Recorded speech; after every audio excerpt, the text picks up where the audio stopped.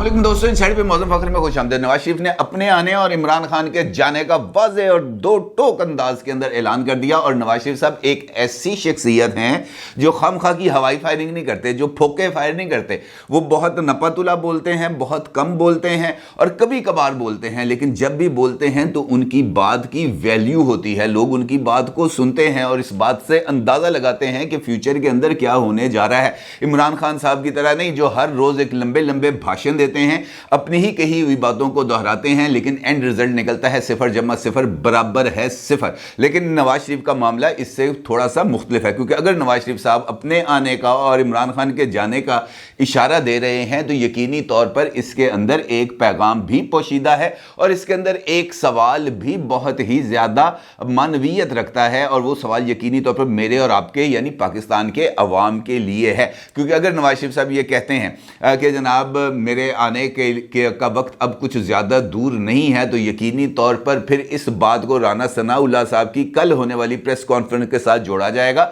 जिसके अंदर मुस्लिम लीग नून ने बाज़ाब्ता तौर पर इस बात का ऐलान किया कि वो नवाज शरीफ साहब के इस्तकबाल की तैयारियों का आगाज़ कर रहे हैं और नवाज शरीफ साहब बहुत जल्द पाकिस्तान वापस आएंगे। अब अगर नवाज शरीफ साहब इस बात की तरफ इशारा कर रहे हैं कि जनाब मेरे आने का वक्त हुआ चाहता है, तो फिर इसका मतलब यही माना जाएगा कि उनके आने का वक्त हुआ चाहता है। और अगर वो ये कहते हैं कि इमरान खान के जाने का वक्त हुआ चाहता है, तो फिर यहां पर आकर एक सवाल पैदा होता है कि जनाब इमरान खान ने कितने जाना है। देखें, इक्तदार में तो वो है नहीं और बनी गाला में भी है नहीं, वो बैठे हुए इस वक्त अपने घर यानी ज़मान पार्क में। अब यहाँ से वो कहाँ जा सकते हैं? मतलब अगर वो नवाज शरीफ साहब ये कहते हैं कि इमरान खान के जाने का वक्त हो गया है, तो फिर यकीनी तौर पर मैं इस बात के लिए लफ्ज़ इस्तेमाल कर रहा हूँ यकीनी तौर पर, तो फिर इसका मतलब ये है कि इमरान खान साहब के मच्छ जेल जाने का वक्त हुआ ही चाहता है। क्योंकि नवाज शरीफ ने अगर ये बात कह दी है कि जनाब इमरान खान जेल जाएंगे, तो फिर इमरान खान जेल ही जाएंगे।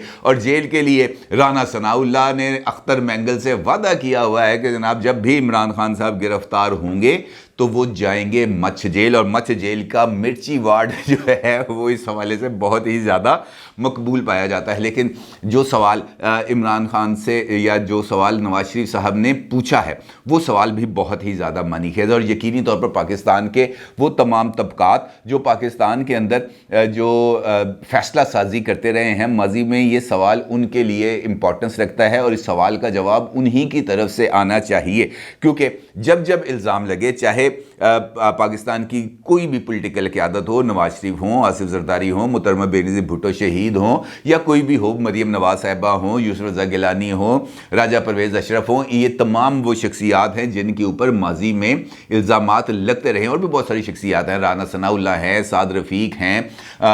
एहसन इकबाल हैं, मिफ्ता इस्माइल हैं, इसहाक डार हैं, हर एक अक्रॉस द बोर्ड इस चक्कर में आया है। लेकिन जब जब भी इल्ज़ामात लगे, चाहे वो मुल्की अदालतें हों या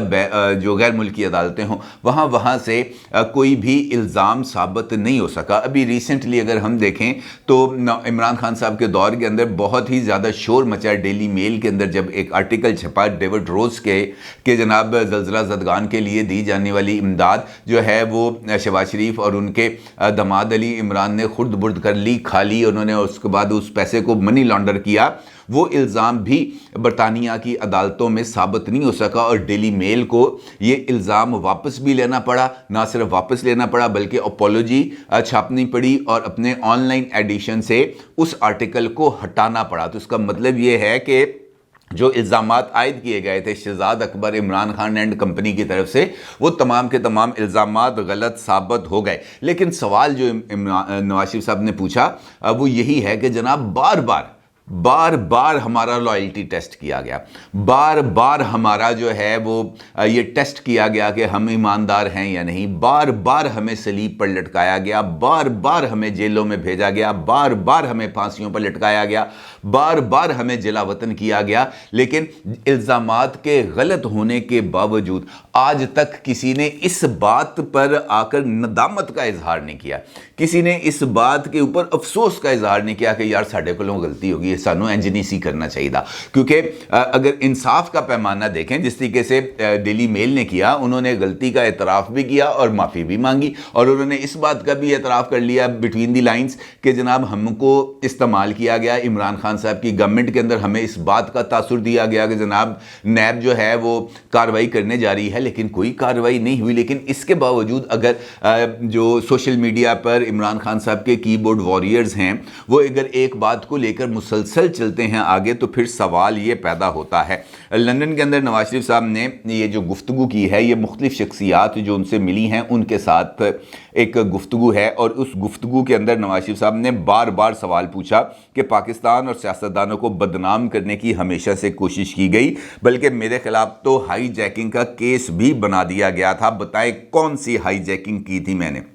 نواز شریف نے یہ بھی کہا کہ ہم وہ ہیں جنہوں نے پاکستان کو ایٹمی قوت بنایا, موٹر ویز بنائیں, بجلی کے منصوبے لگائے, پاکستان کی خدمت کی. عمران خان کسی ایک منصوبے کا نام لیں جس کی بنیاد رکھی ہو اور پائے تکمیل تک وہ منصوبہ پہنچا ہو, اور اس میں یقینی طور پر وہ 50 لاکھ گھر اور 1 کروڑ نوکریاں, وہ ایک بہت بڑا کویسچن مارک ہے عمران خان صاحب کے میگا پروجیکٹس جو انہوں نے لانچ کرنے کا اپنے انتخابی منشور کے اندر وعدہ کیا تھا, لیکن 4.25 سال کے اقتدار کے دوران عمران خان صاحب اپنے کسی بھی وعدے پر پورا نہیں اتر سکے. اور نواز شریف صاحب کا یہ ماننا یا نواز شریف صاحب کا یہ کہنا یقینی طور پر اس سمت میں اشارہ کرتا ہے کہ نواز شریف نے جو بھی پروجیکٹ شروع کیا, جو بھی وعدہ کیا, اس کو نہ صرف پائے تکمیل تک پہنچایا بلکہ عملی جامہ بھی پہنایا گیا. بھی ریسنٹلی ایک سروے میری نظر سے گزرا ہے, اور اس سروے کے اندر بھی یہی ایک سوال پوچھا گیا کہ آپ کو پاکستان کی معاشی مشکلات کا حل یا معاشی مشکلات ختم ہونے اور مہنگائی کا حل نظر آتا ہے اگر نواز شریف صاحب کی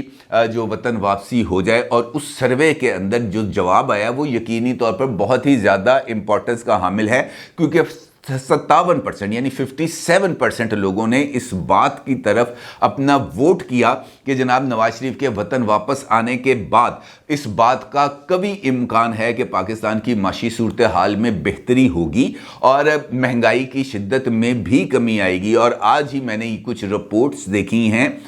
جو پاکستان کے ٹاپ کلاس نیوز پیپرز کے اندر شائع ہوئی ہیں, جس کے اندر اس بات کا اظہار کیا گیا ہے کہ پاکستان کی مالی مشکلات کو دور کرنے کے لیے جو پاکستان کے دوست ممالک ہیں انہوں نے کہتا ہے کہ پائن بے فکر ہو جاؤ, کوئی فکر والی بات نہیں ہے, ہم آپ کے ساتھ کھڑے ہیں. اور سعودی عرب نے بھی واضح طور پر اعلان کر دیا ہے, اور چائنا نے بھی اس بات کا اعلان کر دیا ہے کہ جناب ہم آپ کو اس مشکل صورتحال سے باہر نکالنے کے لیے تیار کھڑے ہیں. لہٰذا یہ جو سچویشن ہے جو ہمیں معاشی مشکلات اس وقت نظر آ رہی ہیں, اس کے کچھ زیادہ دیر تک قائم رہنے کے امکانات نظر نہیں آتے. لیکن اس کے اندر بھی ایک پہلو ہے, اور وہ پہلو ہے عمران خان صاحب کا. اور عمران خان صاحب خاص طور پر ان شخصیات میں شامل ہیں جن کے اندر کہہ مکرنی یعنی کہہ کے پیچھے ہٹنا بہت ہی زیادہ مانویت رکھتا ہے. مثال دیتا ہوں آپ کو. عمران خان صاحب نے ابھی موجودہ حکومت کی طرف سے جو نیب قوانین ہیں ان میں تبدیلی کی گئی, اور نیب قوانین کے اندر کچھ انہوں نے کہا کہ جناب یہ کام کیے جائیں گے, یہ طریقہ کیا جائے گا, جو الزامات ہیں وہ ثابت کرنا جو ہے وہ اس کی ذمہ داری ہوگی جس کے اوپر الزام عائد کیا جائے گا. اتنی مالیت کی کرپشن ہوگی تو وہ نیب دیکھے گا, باقی جو ہے روٹین کی عدالتیں دیکھیں گی. اس طرح کی کچھ قانون سازی کی گئی جس کو عمران خان صاحب نے سپریم کورٹ آف پاکستان میں چیلنج کر دیا, اور وہ معاملہ ابھی تک سپریم کورٹ آف پاکستان میں معرض التوا ہے. اگرچہ کچھ مسلم لیگ نون کے لیڈرز کی رہائی ہوئی ہے, نیب کے جو پروسیڈنگ چل رہی تھی, نیب کے جو ریفرنس تھی جس میں مریم نواز صاحبہ ہیں اور دیگر لوگ ہیں جن کو جو ہے وہ بری کیا گیا ہے الزامات کے تحت. اور عمران خان صاحب اور ان کی جماعت کی طرف سے یہ بات کہی گئی کہ انہی نیب قوانین کا سہارا لیتے ہوئے ان کو بری کیا گیا, جبکہ ایسی کوئی بات وہ جو ہے نہیں ہے, مبنی بر حقیقت نہیں ہے, وہ سارے کا سارا جھوٹ ہے. لیکن ایک مثال میں آپ کو ضرور دوں گا جس مثال سے آپ کو یہ بات ثابت ہوگی کہ یہ جو نیب قوانین پر عمران خان صاحب جس عدالتوں میں جا کر اس کو چیلنج کر رہے ہیں, خود انہی کی جماعت کے لوگ انہی نیب قوانین میں ترامیم کا فائدہ اٹھاتے ہوئے اپنے مقدمات ختم کرا رہے ہیں.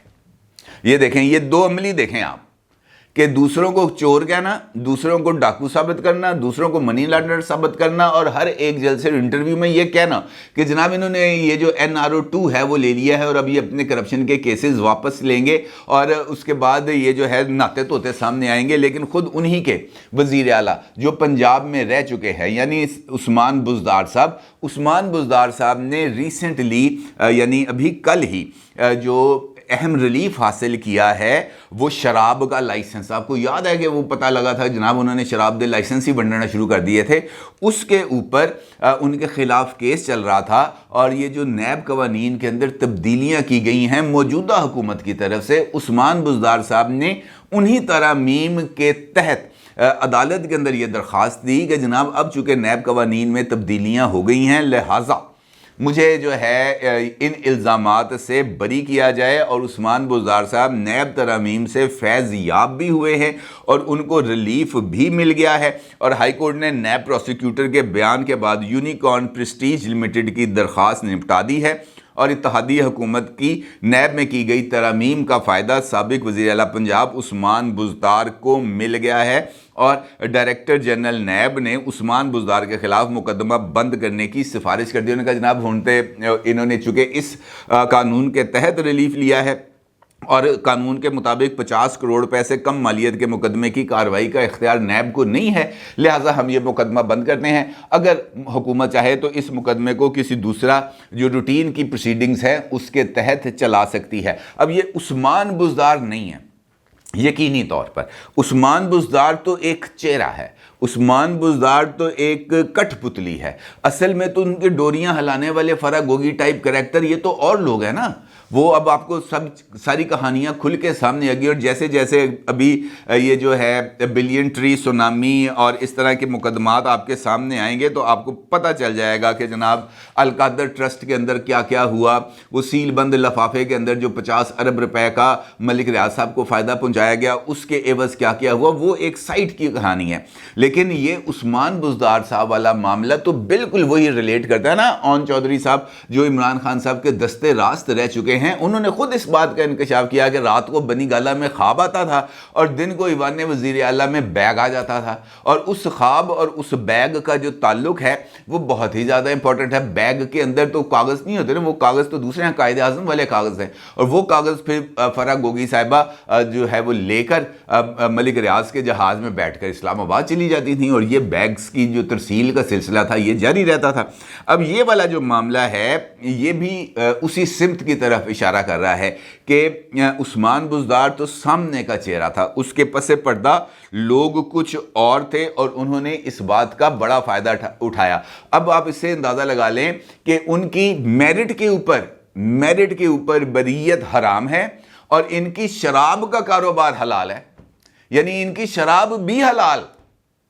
ان پر الزام یا ان کے اوپر جو بھی چیزیں تھیں وہ ساری کی ساری حلال، اور ان کی حرام چیز بھی حلال کر دی گئی ہے. لیکن کوئی ندامت نہیں ہے، کوئی فکر نہیں ہے، کوئی اس بات کا اندازہ نہیں ہے کہ جناب ہم نے آخرکار اس ملک کو کس لیول پر لے کے جانا ہے اور اس کا نتیجہ کیا نکلے گا. اب اگر نواز شریف صاحب اس بات کا اظہار کر رہے ہیں اور انہی چیزوں کی طرف اشارہ کر رہے ہیں کہ جناب ہم نے مفت میں جلا وطنیاں اور جیلیں بھگتی ہیں اور یہ تمام لوگ گھر بیٹھے ہی ہر طرح کا ریلیف حاصل کر رہے ہیں، تو اس کے اندر کسی کو اب یہ کہنے کی یا اس بات کو زیادہ پھیلانے کی یا اس بات کے اندر مخفی معنی کو سمجھنے میں کوئی مذائقہ نہیں ہے کہ وہ کیا کہنا چاہتے تھے. وہ یہ کہتے تھے کہ پائن کافی عرصہ پہلے تک بھی یعنی 29 نومبر سے پہلے تک بھی بوجود لاڈلے تھے اور ان کے لاڈ اٹھائے جاتے تھے. بے شک وہ جلسوں کے اندر جون سے مرضی الفاظ استعمال کریں، میر جعفر کہیں، میر صادق کہیں، نیوٹرل کہیں، جانور کہیں، چوکیدار کہیں، ان کی کسی بات کا برا نہیں منایا جاتا تھا. ان کا کوئی سوشل میڈیا اکاؤنٹ بند نہیں کیا جاتا تھا, ان کے کسی کی بورڈ وارئر کے اوپر کوئی آواز نہیں اٹھتی تھی, کسی کے کان کو پکڑ کے مڑوڑا نہیں جاتا تھا. تکلیف اس وقت پہنچتی تھی جب شہباز گل کے خلاف کارروائی ہو, تکلیف اس وقت پہنچتی تھی جب اعظم سواتی صاحب سے ٹویٹ کرائے جائیں نام لیتے ہوئے, اور پھر عمران خان صاحب اس بات کا اظہار کریں کہ جناب اس کی بیس کے اوپر میں نے یہ باتیں کر رہا ہوں, کیونکہ ان کو تو بات کرنے کے لیے جواز چاہیے تھا. وہ از خود تو ڈی جی سی کا نام نہیں لے سکتے تھے, اب اگر از خود نام لیتے تو زیادہ پرابلم ہو جانی تھی. اعظم سواتی سے نام دلوایا گیا اور پھر اسی کی بیس کے اوپر لانگ مارچ کا لاہور سے آغاز کیا گیا. جو بات میں نے گفتگو کے آغاز میں آپ کے ساتھ کہی تھی کہ نواز شریف پھوکے فائر نہیں کرتے, وہ خام خواہ بات نہیں کرتے, ان کی بات کو اہمیت اس وجہ سے دی جاتی ہے کہ وہ کم بولتے ہیں, نپتولہ بولتے ہیں, لیکن جو بولتے ہیں وہ بات ہو کے رہتی ہے. عمران خان صاحب نے جب لاہور سے اپنے لانگ مارچ کا آغاز کیا, اسی دن نواز شریف صاحب کی طرف سے یہ بات سامنے آ گئی کہ جناب ان کا لانگ مارچ ناکام ہوگا, اور اس کی ناکامی سب نے دیکھی, کھلی آنکھوں کے ساتھ دیکھی کہ لانگ مارچ ناکام ہوا. اس کا مطلب یہ ہے کہ وہ جڑا پیر بیٹھا ہے نا اتھے, وہ بڑا پہنچی ہوئی شخصیت ہے, اور خاص طور پر سیاست کے اندر تو یقینی طور پر اس وقت یہ جو سارے کے سارے گرو کٹھے ہو گئے ہیں, آصف زرداری, نواز شریف, مولانا فضل الرحمان, ان کا کٹھے ہونا کا مطلب بھی یہی ہے کہ جناب سیاست کے اندر کچھ لمبا ہی کام ڈلنے والا ہے. اور نواز شریف صاحب کی وطن واپسی کے بعد یقینی طور پر بہت کچھ ایسا ہونے کے اشارے ملیں گے جس سے اس بات کی کو تائید ملے گی کہ یہ جو ہے عمران خان صاحب, ان کے ارد گرد گھیرا تنگ ہوگا. اور یہ جو دسمبر ہے, اس دسمبر کے اندر عمران خان صاحب کے لیے کچھ زیادہ مجھے اچھی چیزیں نظر نہیں آ رہی. جیسے جیسے یہ جو ٹائم گزرے گا آپ دیکھیں گے کہ عمران خان صاحب اپنے ہی بہت سارے چیزوں میں پھنستے چلے جائیں گے اور ان کو وہاں سے نکلنے کا کوئی بھی آپشن دستیاب نہیں رہے گا. اپنی رائے کا ضرور اظہار کیجیے گا. آپ کا بہت شکریہ. اللہ حافظ.